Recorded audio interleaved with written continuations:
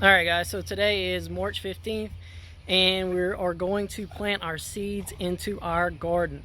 So what I'm going to do is I'm leaving for a few days over the weekend and I want to get my seeds in the garden. I don't want to put my transplants out yet because we have a few days in the 40s at night, which isn't too bad, but I won't be home to watch them or anything, so I'm not going to risk it. I'll just leave them in my garage with my growing station, or planting station rather. Yeah, so what I'm going to show you guys is my garden for this year. I'll touch on what I did to prepare for the year and show you guys what I have. Alright, so this is my 4x8 bed. I'm going to be growing peppers, eggplants, things like that. Basically, I'm going to be planting my two 4x4s and my 4x6 with things that are started from seeds in the ground. So in this bed, I'm going to do bush beans. And then in the bed behind it over here, I'm going to be doing okra. Now, I know okra gets pretty tall, but north is facing this way towards my quail coop. So I'll still have full sun and everything for all the plants without having to worry about where these are planted. My peppers and everything, jalapenos, cayennes, ghost pepper, Carolina Reaper, they'll be going in this bed. And I'll have squash and eggplant in this other 4x8 over here. But in this 4x6 bed, I'll be planting corn. Yeah, so we'll have corn in this bed. I am kind of worried about how it's going to shade out my peppers, but there's really no trees or anything around here, so I think I'll be okay. But I might put my corn in this bed actually, so that the west sun will be able to hit the peppers pretty good. Yeah, I'll think about it as we're planting the beans and see what I want to do. Now in this little 4x4 section here, I normally plant wildflowers. Now wildflowers are good and they're really easy, and I like to have them to attract the bees and pollinators and everything.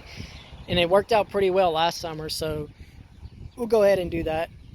I did go and install some drip tubing. So everywhere there's a hole, I'll probably put one of my transplants. And then I have this little emitter and then a sprayer in the corner if I need them. I'll probably leave all that, especially as it gets started. And then once the plants are a little more established, we'll go ahead and take off the sprayers, so that I'll just have the little emitters. Alright, so these are the plants I'm going to be planting today. I have my okra, my corn, and my beans. Now, I did plant climbing beans last season. And those climbing beans, man, they were hard to deal with. You have to put a trellis and all that kind of stuff. And I've seen the bush beans and how they grow, and I think that it'll be a lot better with what I'm looking for. Oh, we just had a purple martin land. I'll show you guys. That bird up there is the purple martin, and if you can see my birdhouse, I've had a couple purple martins land on the house, and I'm playing the dawn song right now to try to attract them, and I guess it's working. I'm trying to get a good colony started for this season, since they only nest in man-made houses predominantly these days. But yeah, it's interesting thing. First time I've been outside with them. Looks like the female just landed next to it. So it looks like we have a pair up there. That's pretty cool. Alright, so back to the garden. Bush beans I think is just going to be a lot better option. I'm trying a different variety this time. So I'm going to go with the bush bean. It is the Kalima from Baker Creek. All my plants this year are basically from Baker Creek. They did really well last year, so I'll stick with what works. But yeah, I'm looking forward to it. I'll show you guys the spacing I'm using, and let's get into it. Alright, so like I said, the first one we're going to be planting is the Kalima beans. Now what I'm going to do is we're going to plant these about 4 inches apart. So that means I'll have 12 per, well, that's going to be a lot. We'll see how it goes. I might do 6 inches apart. I don't need 4 inches. I do want to make a bunch of pickled green beans, but it won't be the end of the world if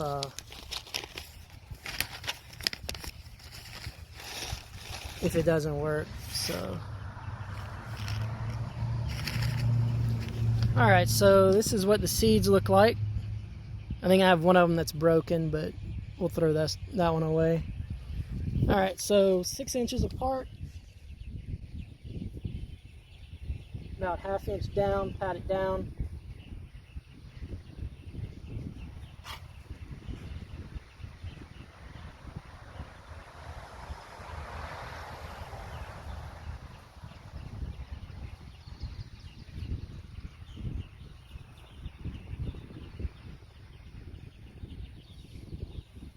Kind of something I was worried about. They gave you, Baker Creek filled up this container pretty good with seeds, so that's always nice. So I'm about halfway through.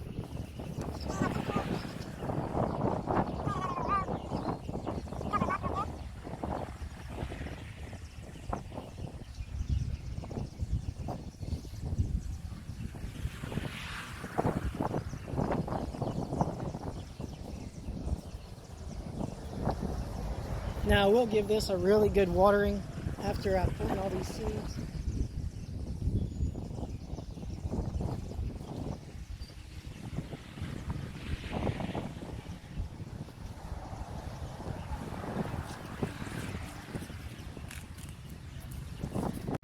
All right, so we have all the seeds in the garden. Let me stay out the sun. And all that's left is to give them a really good watering. I'll probably leave it 5 or 10 minutes while I check the birds, my quail that is, for eggs. And then water them today. It's supposed to rain for the next 2 days, and then I'm gone for 3 days. So hopefully that weather will give me just enough water to get these started. I'm trying to get them in the ground right now, so we should be all right, but it's always a little nerve-wracking when you put your first seeds in the ground. So I'm going to show you guys my quick connects, and then we'll turn the water on, and hopefully the pipes don't come apart. I got cheap big box store elbows, and they've not been great. So if I have too much issues this summer, I'm going to redo all those elbows and get it right. All right, so we have quick connects on here. So all I do is pull it down, drop it off, and we'll go connect this to my garden bed. All right, so this is the quick connect just in the bean garden I showed you guys earlier. We're going to take the quick connect, connect it on, and that actually runs through all of my beds. So I buried it between each bed and popped up on each one.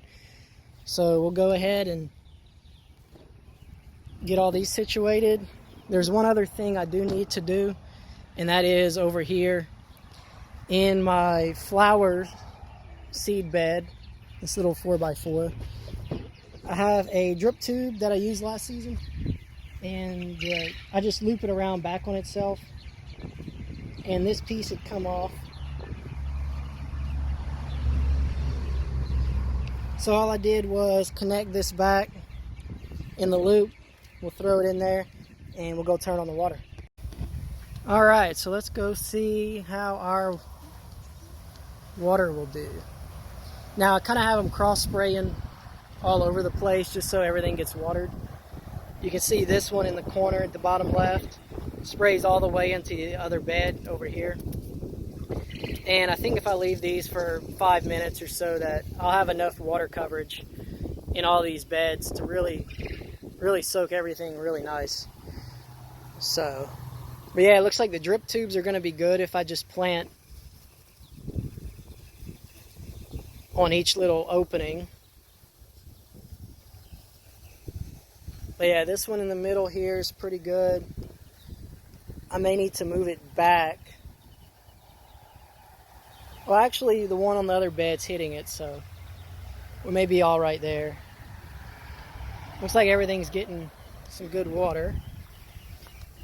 The only one I'm concerned about is this one here.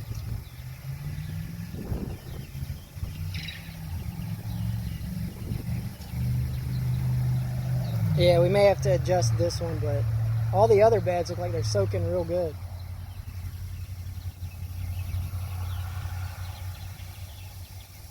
So yeah, that's it. We'll let these go for, I don't know, 5 minutes, 10 minutes. Hopefully everything gets nice and soaked, and then that's it. I'll give you guys an update later.